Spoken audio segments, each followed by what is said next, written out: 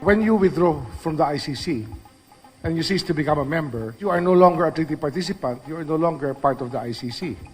So it's just logical that if you're not part of the ICC, the activities of the ICC will cease as far as your country is concerned. The obligation to cooperate is of the same scope as any other country that is still a member of the ICC.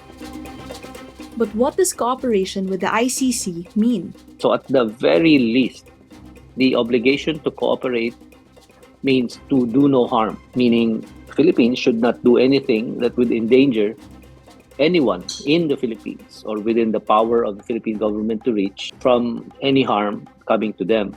So yung protection. Carranza says the treaty obligations of the country remain even after it pulled out of the Rome Statute. Because at the time of the withdrawal, the ICC had already acquired jurisdiction, if not over individuals, at least over the situation. Carranza cites the case of former Sudan President Omar al-Bashir.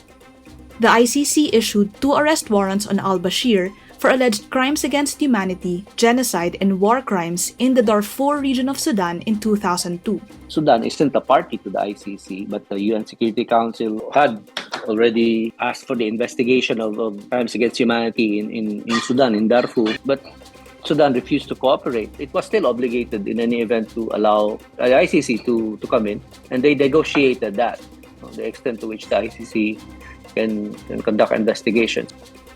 On June 24, ICC prosecutor Karim Khan requested permission from the court's pre-trial chamber to resume the investigation into the Philippines' war on drugs.